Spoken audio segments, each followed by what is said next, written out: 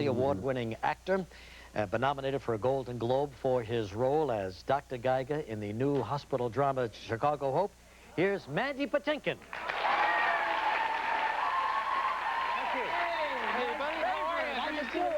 Nice to see you, Mandy. Thank you. Mandy Patinkin. Thank you. Oh, good to have you back in New York. Oh, it's good to be here. Terrific. Congratulations on Chicago Hope. Everybody loves it. It's now, we're hoping to find the right time slot for it. Thank you. Yeah? Yeah, oh no, this is a slot we wanted right from the get-go. Which is on? Monday night, 10 o'clock on CBS. Absolutely. I remember you told us about this series the last time you were here. Right. And that you had been to some open heart surgeries and some surgeries in general. Yeah, I went to 17 open heart surgeries to research it. I scrubbed in. I was right there at the table. I even assisted on one, but not on mine, I hope. I won't dare tell you which hospital for fear that doctor will never work again. And you saw some incredible things, I'll bet, huh? Well, it's amazing. It's very moving. I was there. I was going to say I operated on, but there were 17 people. They were all colors, all nationalities, men, women, fat people, skinny people. You open up our bodies and we're identical, all of us. It's a road map that is the same except for what goes on in our minds, and it's very moving to see. Did it make you wish that somewhere along the line that perhaps you did study medicine and became a regular doctor? Well, I tell you, if I couldn't sing anymore and I couldn't act anymore, I would go back to school, get my degree, and become a PA, which is a physician's assistant. You need 2 years of school for that, because you can do everything pretty much in the operating room. And that is what I would do. It is certainly something that I fell in love with. I thought when I went in the first time I'd pass out. And it's interesting because when you're a big guy, they have you stand back. They're very concerned at the beginning because in case you have a problem with blood, they don't want you falling on the patient. So, do you see a lot of that? Well, I haven't seen any of it, but... No blood? Oh, blood? Well, it's interesting, not because of AIDS so much, but because of hepatitis. All the blood is completely recycled back into the patient's own body. I never got queasy at all. It was like going deep sea diving. It is truly... No, I'm not kidding. You know, you gotta you don't talk unless you've seen it. It's wonderful. Other than seeing the birth of my children, my 2 children, it was the most magical thing I've ever seen. What satisfaction those doctors must enjoy, you know, completing a successful operation on somebody and saving a human life. Well, I think so, but it's interesting when Bill Hurt and I, William Hurt, when we first did a movie called The Doctor together, we went and watched these operations for the first time. And afterwards, we were so moved that we went and said to the docs, this is amazing what you do. You watch a heart stop, you watch them take a valve and that's leaking, and they put a new valve in, and they put the sonogram back down, and you see the leak has stopped, and then the heart gets going by itself again. And you say to these people, this is a miracle what you do. And these guys are playing music, they're telling jokes the whole time, and they lose perspective on the godlikeness that they hold in their beings. And it's a healthy thing that they lose that perspective, because I don't think you could deal with your own life if you realized you were holding these lives in your hands so delicately. But the thing is, I don't like too much rock and roll going on when I'm on the table. You know what I mean? I want the guy concentrated. Listen, Regis, I'll give you any kind of music you want. I know you will. You know, Mandy Patinkin, now, is this story true, Mandy? Maybe you told me this, maybe I read it along the... I happen to be a big fan of Mandy's. But you never sang before Evita, is that true? I sang in choir at Temple as a little boy growing up. And that's it? And then I sang on the south side of Chicago in a youth center group. Yeah. And that's the singing I did. Then once I got into acting, I just wanted to be an actor. And I went to the Juilliard School of Drama. Juilliard's known for its music, but I didn't sing a note there. The drama school was completely separate from the music division. And then how did they find you for Evita? I was doing a play at the Public Theater called Leave It to Beaver is Dead.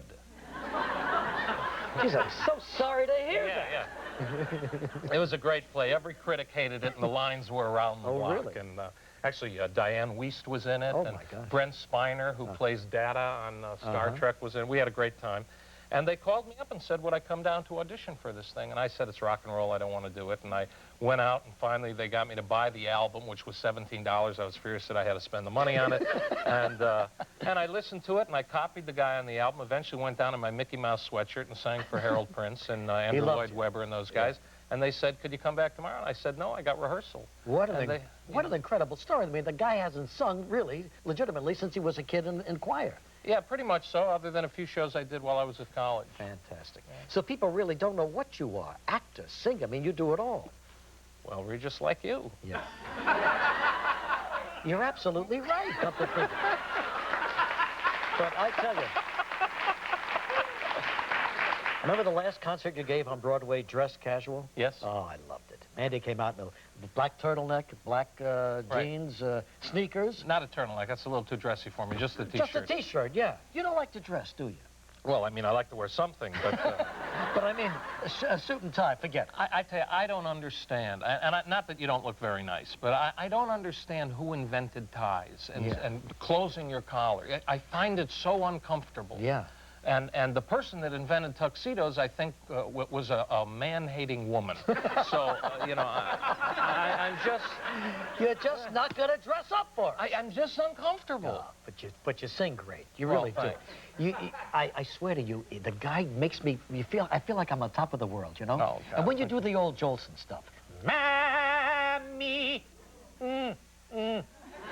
Mammy, You're phenomenal. I love you. I really do. All right. Now, let's take a look at Chicago Hope here. What are we going to see? What's this clip about? Do you know? No. Dr. Geiger giving one of his colleagues a piece of his mind. There is so much bickering, so much fighting going on. Yeah. I want the doctor thinking of me on the table.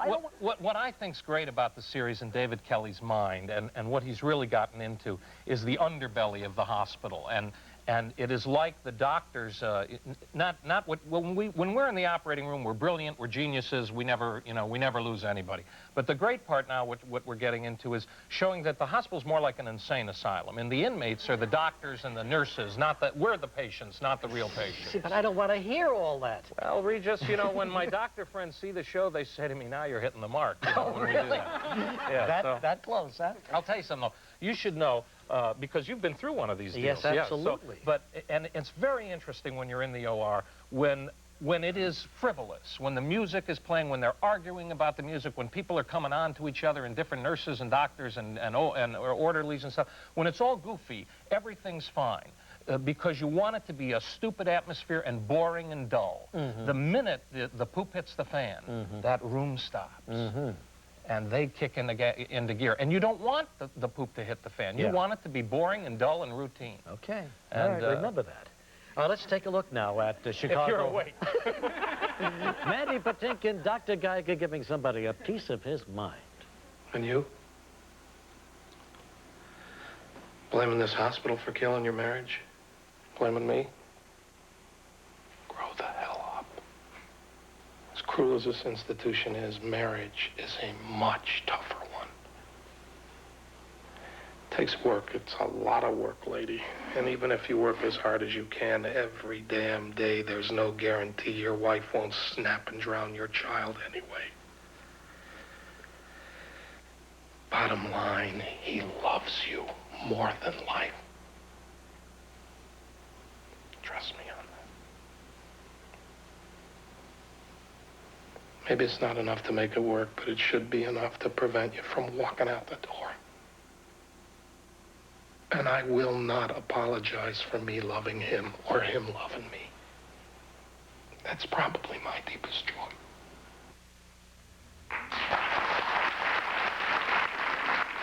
Well done. You're a terrific actor.